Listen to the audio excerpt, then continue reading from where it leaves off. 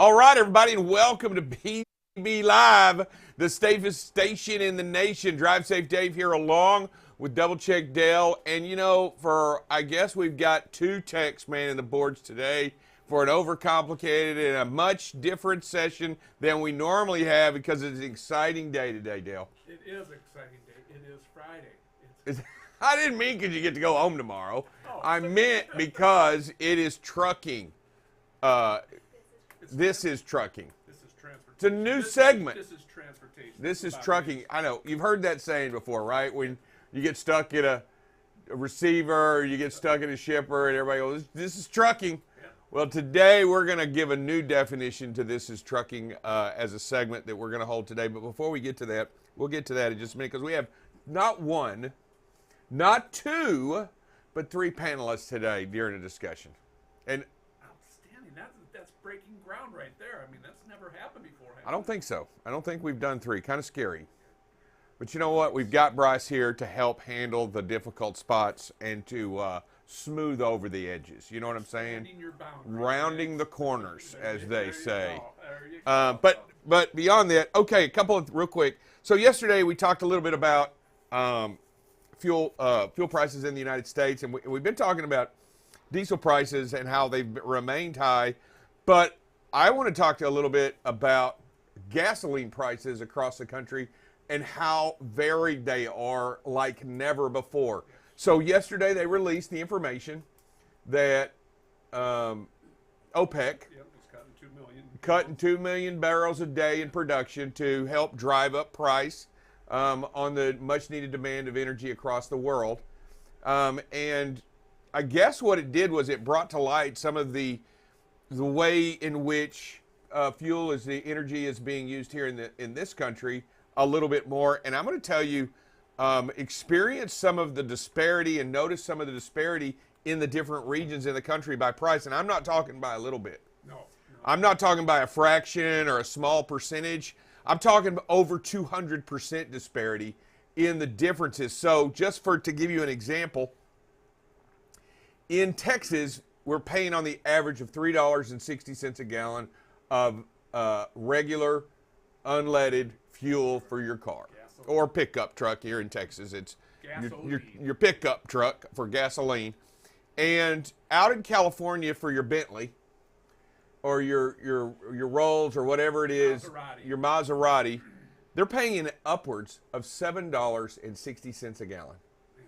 That is just a huge disparity. I mean, I've never seen anything like that before. Not just in California, but that whole western region. It's stretched out into Arizona, California, up into Oregon and Washington. I also saw that the North Midwest states are also encountering high prices in fuel up there in Chicago and in that region up there that border Illinois and Indiana and part of Ohio, incurring some of those huge prices as well. But I saw a sign yesterday. I was shocked. $7.97 a gallon.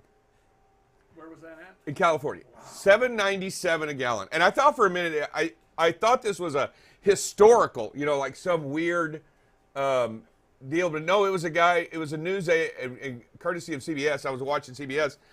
They were telling $7.97, and it was all the stations around there were the same price. $7.97 a gallon for a gallon of gasoline.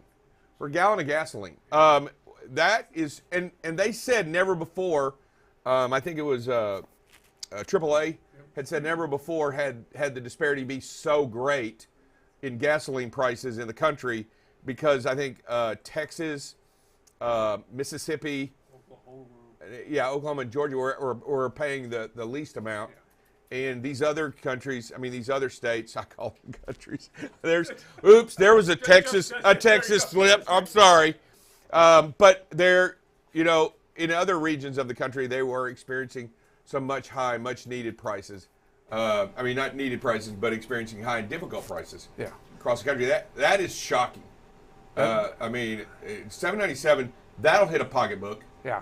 Even a midsize, over $100 to fill up a midsize car. Yeah, you're not very far from 10 gallons. And I remember the first time gas went over $1 a gallon and the fuel pumps weren't set up for it. So we're approaching that place again where fuel pumps won't be set up to charge $10 a gallon.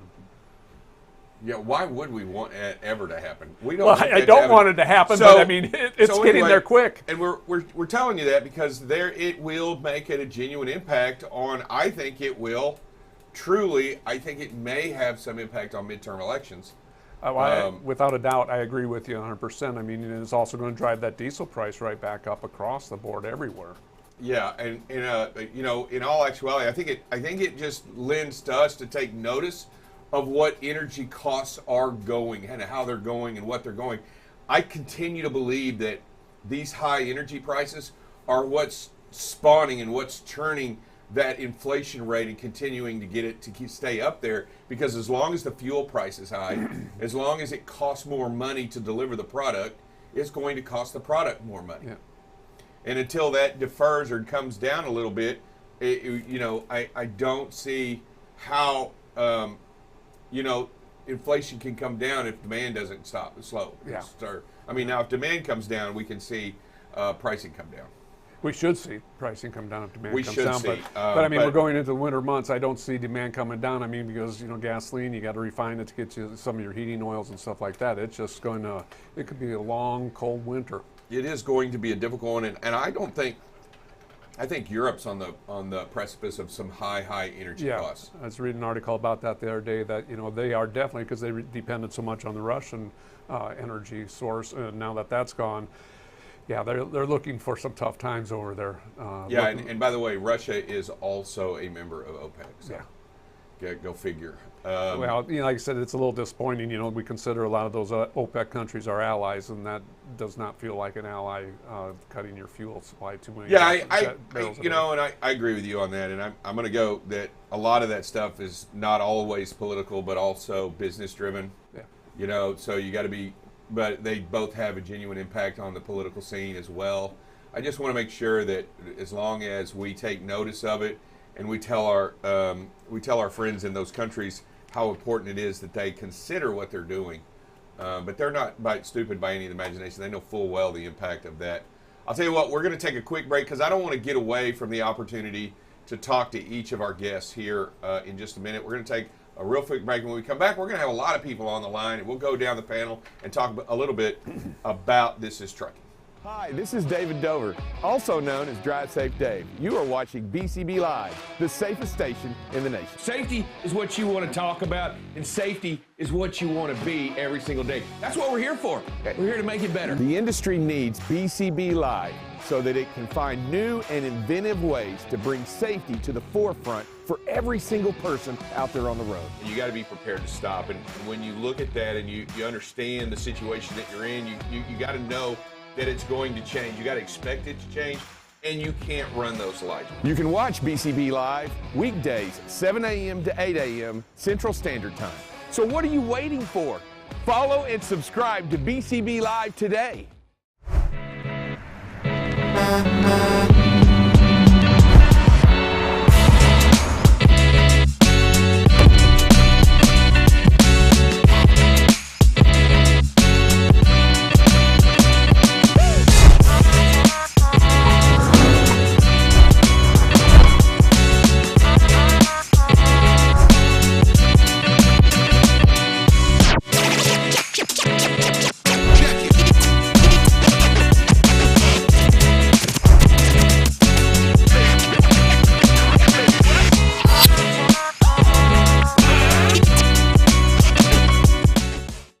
Welcome back to BCB Live, the safest station in the nation. Today we have an incredible group of panelists on, and This Is Trucking is the segment, and today's topic is the Founders Table. So let's bring our founders to the round table. What's going on, everybody? Camille, Zach, and Charlie, how's everybody doing?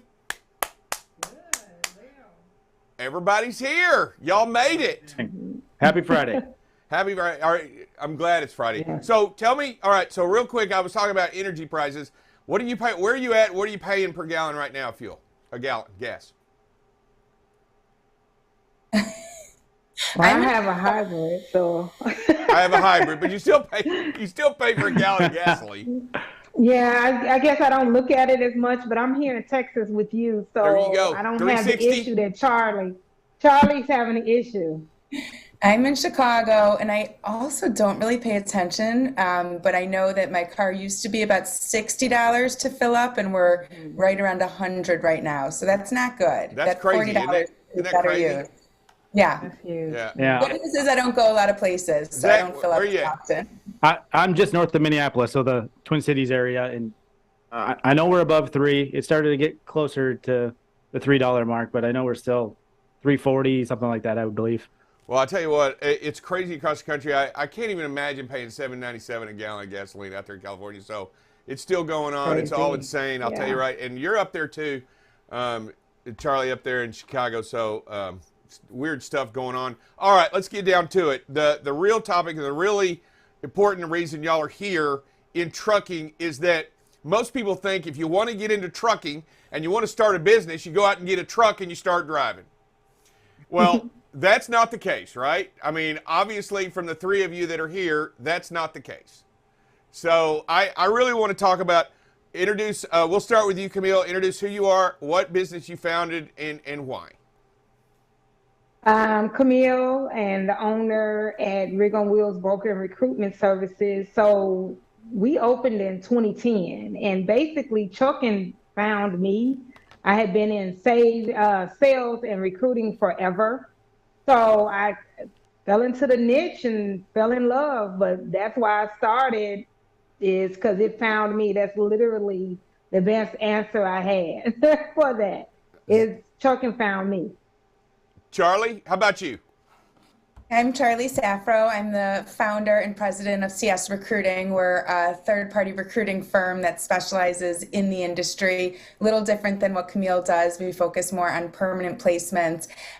Trucking also, I'll say trucking found my husband.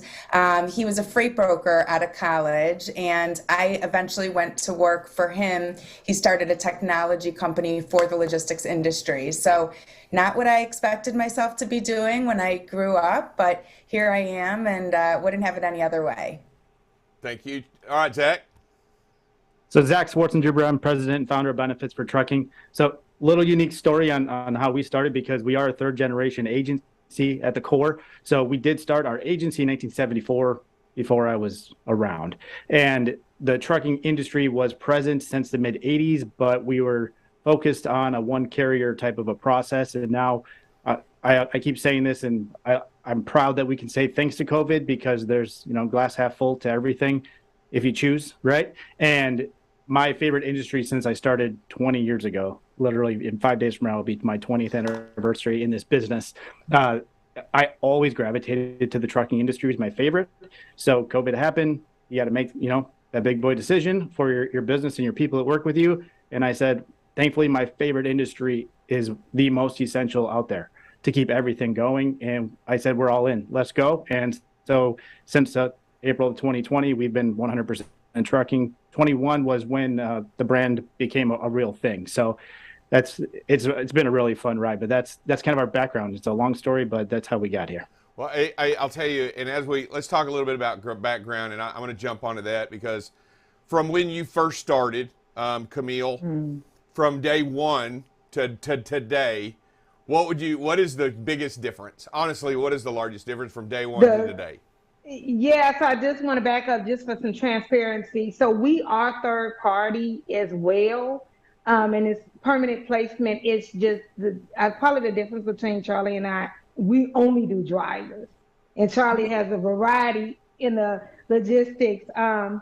But the biggest difference is I started, of course, 1099, and it was just me. So now I have a global team. Rig on Wheels is a global team. So that is the largest difference. We are still just drivers. That's the passion, and haven't expanded beyond that when it comes to that, except for the brokerage side of things. But on the recruitment side, it's still just drivers. And that's the biggest change. It went from me to now a global team. Charlie, what about you? Day one to today, biggest difference? Yeah, I would say, gosh, there have been a lot of changes, but when I first started, people were very surprised to hear that there was a recruiter that knew this industry that specialized in supply chain and logistics. And really that's how my business took off. Is I was on LinkedIn as a logistics recruiter, and a brokerage reached out to me and asked if I could help them find a sales manager. And then a couple weeks later, an asset provider, and then a manufacturer. Today, I look around and it is no longer just me. There are a lot of companies that provide talent for the industry. Some of them are your huge recruiting firms, and they've just opened up supply chain focused divisions in the last few years. But then there have been a lot of other independent agencies that have popped up. So yeah, Camille and I would make a good team because we recruit everyone but drivers, and she focuses on the drivers. So we can collaborate. All right, let's go to you, Zach. Day one, you said you've been doing this about 20 years. How has it changed? I mean, what's the biggest difference for you now and then? I think the most enjoyable part of this, I'm going to sound like I'm on The Bachelor, this journey, those of you that have watched that show or have seen a clip, but the journey of getting into 100% trucking, the most rewarding and enjoyable part of it is the network of what trucking and transportation is. And because of the remote work that we do, and I do have reps in multiple states across the country now that we call them area managers because they take care of that state or a couple states if it's a smaller population area.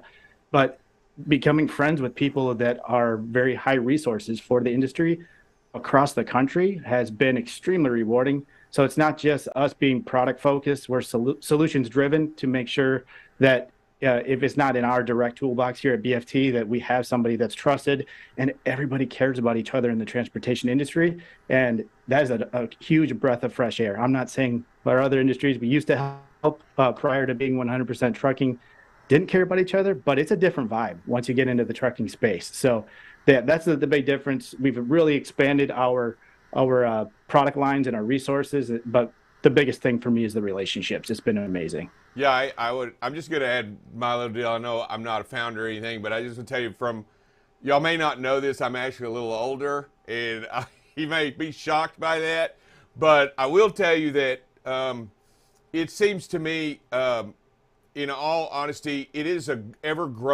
main difference for me in trucking is the diversity and the individuals and the talent that is now in the industry than what we had before.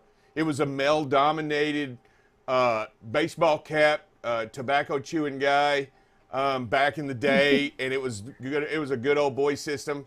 And I'll tell you, it wasn't that good, and it was definitely an old system. I'm really amazed by the technology, the data that is just pouring in every day. We had none of that before. We had pagers, and we had quarters in our pocket. And it has car phones probably. Do what? Right, Dave? You had car phones. Yeah. We didn't pay phones, and we had pagers, and we had, let me tell you, it was a different time. But I'm excited because I look back now and I see young people, I see talent, I see smarts, and I see incredible gifts to the industry. And that's really why you're here and to talk about, because you're bringing something different to the table than just the old answer, right? I mean, each of you are working in an area, in a region that's much needed in the industry, but it's not rolling a tractor. It's not shipping a good. It's not loading a dock. It's not doing everything that everybody, quote unquote, thinks that's needed in the business. You're in the backs making sure those things happen. And I think it's a pretty incredible story why each of you here are here talking about it, because those benefits in trucking and finding the right people no matter what you do and helping to point people in the right direction, it's fantastic that y'all were able to do that. We'll start with you, Camille. How do you grow your company in today's competitive market? I get this question quite a bit, especially because, like you said, we don't have trucks ourselves. So I'm sure all three of us kind of get this. I'm very, very intentional on everything I do. So whether it's going to be one way or the other, just very intentional. So I write down everything. I have a pad of paper next to me in the middle of the night. So when I wake up with all these ideas, I write them down. It's ridiculous. But I write down my goals and I take that goal and really dive deep. That's what I do. So instead of just spreading everything so wide, which I think is something you shouldn't do in a competitive market, is going outside, like maybe our niche or whatever you want to call it. I dive deep and then expand from there. So I'm pretty old school. I put a pen to the paper, and that's how I do it. Pen to the paper. Charlie? How have we grown? Well, I started the company in 2010, and I am very open about the fact that for the first 7 years, I was an employee at my own company, and that is how I wanted it to be. I wanted to learn the ropes. I wanted to be on the floor with my team. I'm also, driven by being a contributor and a revenue generator. So really our growth kicked in obviously by the demand, and over the years, as the demand was there, we would hire and staff up our team so we could service. But about 3 years ago, I moved into a leadership role, which I know sounds funny. It was my business, my name on the company, but I just considered myself, one of the recruiters. And when I moved into that leadership role, I really learned the power of delegation, the power of trust. And I would say that was really the turning point when I could put other people on the front line to represent our company. We've got 40 employees today, and I'm not even involved in our interview process until the very end. And it's a really good feeling to know that I can trust my team and they will, represent us and deliver. And it's not all about me as the owner doing everything. So I'm sure you guys can relate to that. All right. Yeah, Zach? absolutely. Yeah, I would say for me is not being satisfied or stagnant. Because you get to that point, especially when you put in the hours that you do and behind the scenes things that your team doesn't see you doing, that you go, wow, what we got going on is really great. And we don't put the pause button on, and weekly evaluation of what is happening within your business. But to get exponential growth, and we're seeing some great things happen here, not to brag, it's just really great things are happening. And when we all choose as leaders of companies to put our people first and give them a voice, and then not just give them a voice, but take steps of action to make those changes so they're more successful. Because my first focus are my area managers, because they're taking care of our customers. And if I can make their world better, more efficient, better products, so if we keep discovering new things to bring to the market, and then systems and services to make sure that it all operates well. Because in my world, it's not just selling an insurance policy. If we're not there when they need to actually have that claim happen and a smooth process, retention is not just for our humans that sell products, it's for the people that are taking our customers. We want to retain them obviously as well. So the biggest thing is just listen to your people and then take action on it. That's going to help you grow. Like you can't even put a multiplier on that. It just keeps going. And Zach, as you talk about that, I think it's important for us to talk about, as being founders, if you had to step back from what you do and to talk to those young people coming up, those young ladies out there looking to start in the industry, or the young men, or whomever it may be, I just want to know that new talent is coming. But if they want to be a founder like you, what advice would you give them to start out right away? Go ahead, Camille. Education, learn. I said this before when I was on the show, I'm not a fan of just jumping in without educating yourself. And of course you can earn while you're learning, but educate yourself, because it's so many ways that you can make money and become the recruiter or the worker within your business. And then leadership, as Charlie was saying, it's so many avenues within logistics that you can do. So you don't know what you want to do until you start learning and researching, and then get a mentor.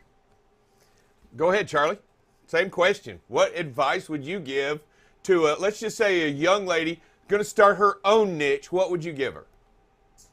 I would say that empathy is probably one of the best leadership skills that does belong in the workplace. I think for many years, especially in this industry being male dominated, empathy was seen as a weakness. And I think of empathy as the ability to put yourself in someone else's shoes. And that is a skill that goes so far. When we're talking to candidates, we can commiserate with them. We can, feel their emotions for a moment so we can help guide them in the right direction.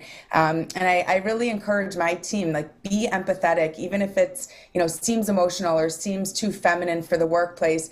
It does level set everyone. And the more you can put yourself in someone else's shoes, the better work you can do, especially when it comes to the driver community. You've got to know what they're going through and hear them and see them if you want to keep them, really. You know what? I couldn't agree more, Charlie, in the sense that my mama always told me it's nice to be important, but it's more important to be nice. I mean, I like that. And she said that anything else, it doesn't matter. All right, Zach, you're next. You got a young guy, got an idea, wants to jump in with both feet. What do you tell him? I think in any business, once you, and I'm blessed at the age of 19, I'm not going to say that. It wasn't my first year in the business. Now you guys know how old I am because 20 years. But when you discover that you've found that area of passion that every single Monday morning is never a dread, I think I was really blessed early in my years professionally to find this, that you got to understand that you're going to have terrible days. And I bring it down to earth with my sales team and let them know that it's okay to have bad days, but if you just keep standing there, you're going to be stuck in that bad day or that bad moment. And that moment could be just 5 minutes. But when you choose, this is what I'm going to do, and you have that realization and you're laser focused on it, you just continue to figure things out and you keep moving forward and just forgive yourself for mistakes. People are really hard on themselves. And I've seen many resumes over the years that they just keep hopping. And to me, and it's not always a bad thing, but if it's so much because they hit some adversity and they jump ship, like, that's not good for my culture. That's not good for people themselves that want to reach their goals. You gotta be relentless, educate yourself. Everything that Camille and Charlie said are spot on. And that's why they're leading successful businesses.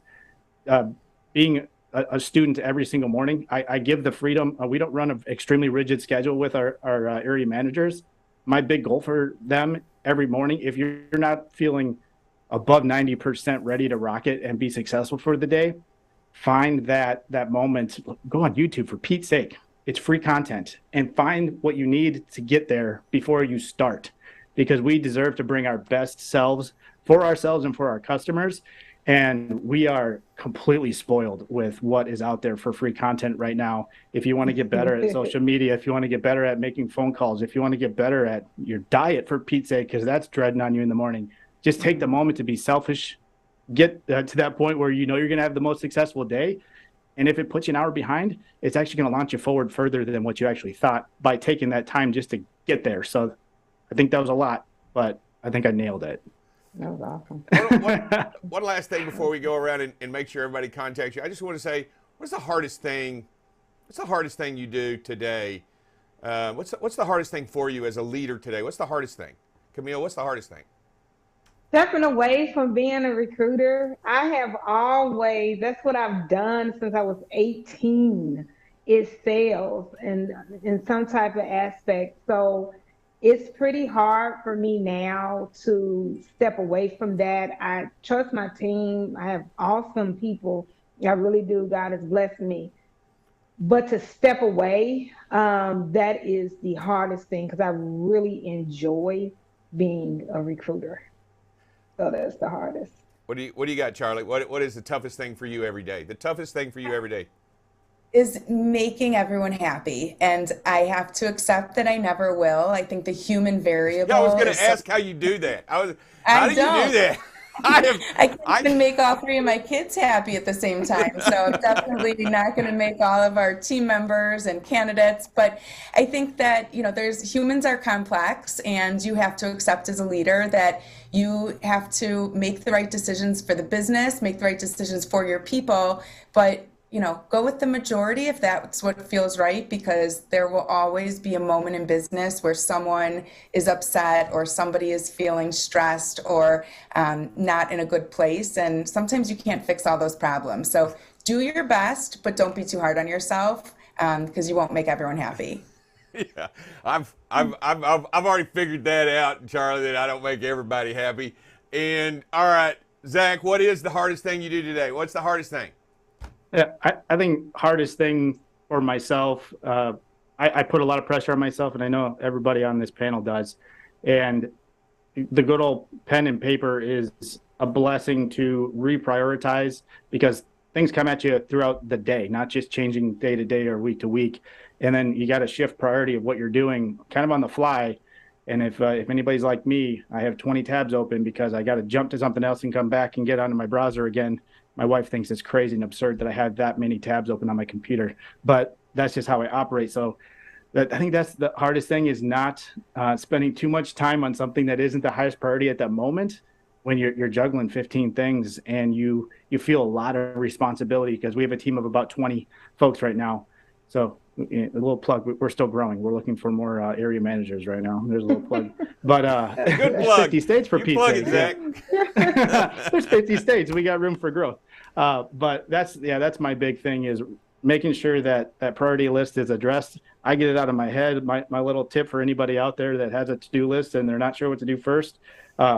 If you like dollar signs, you can do that. You can use stars, but star those high pay activities or those big rocks. If you look up that video, I'm sure a lot of you have seen the big rocks videos, and then go down again until you reach that one that floats to the top and just keep prioritizing.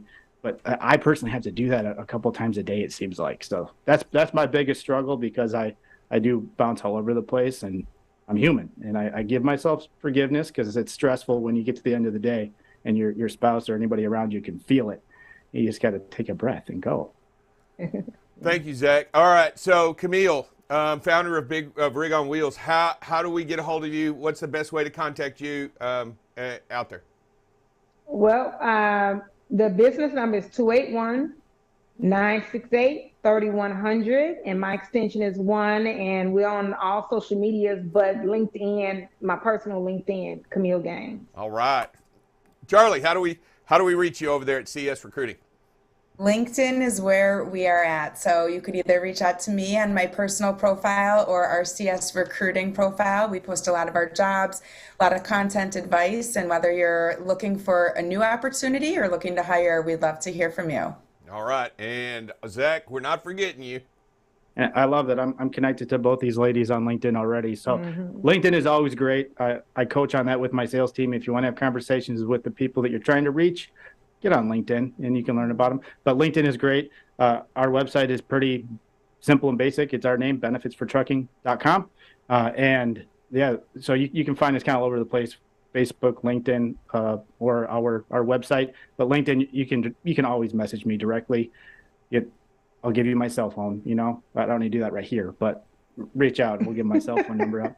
I will tell all three of you, I will be sending y'all a message. I want to be on y'all's LinkedIn page, so I'll be sending y'all a request here later today. I'll make sure Bryce gets that done. Drive safe, Dave. Hey, I want to appreciate all of y'all for coming in. It's a big deal. I mean, I know it wasn't specifically about trucking, but I think it's important to know the people and to get the relationships out there because that's what you're doing and that's how you succeed in this business. I truly believe that with relationships. And I think it's important that they see who you are and know what you do.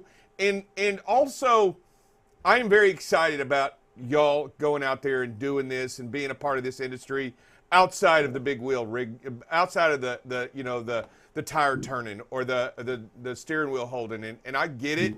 Y'all play a very, very important role here. I want to say thank you to all of y'all for coming in here as founders in the business.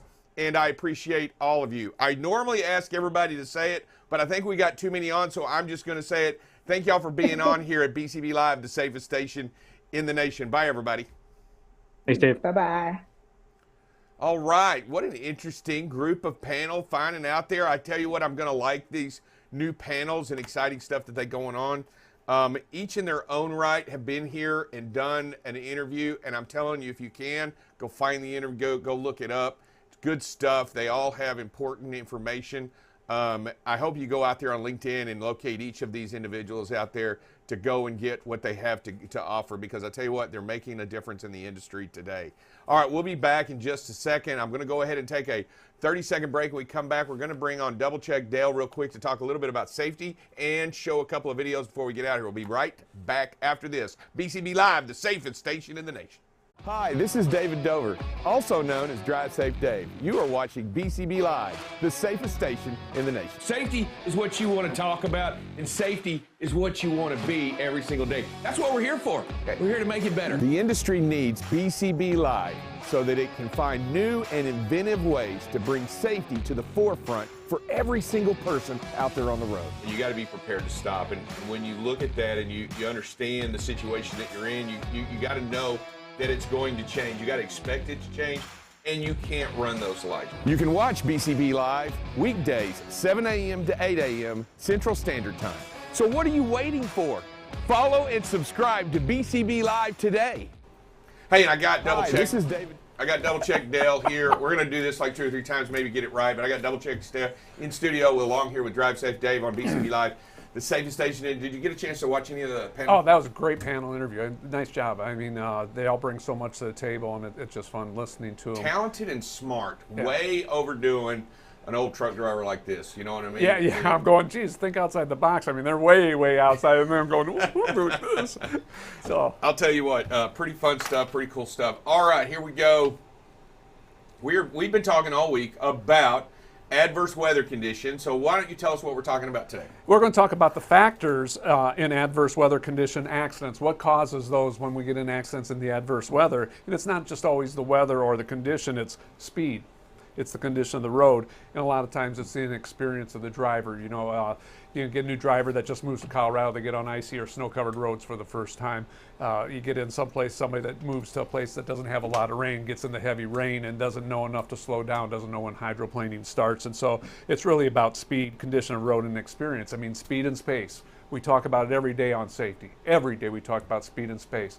Go figure, it's one of the most important things to have when the conditions turn bad. I was going to ask you, how is that any different from dry roads driving? You need to increase your speed and your space. Decrease your speed and increase your space. Do more. Be more. Yeah.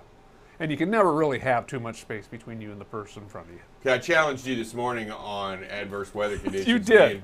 Me and you went at it because you only listed a few this week, and I was ready to go. I was going to willing to bet I could have gone 5 more than any of you could have named. You pulled some out and made some up, and so you didn't get there. What?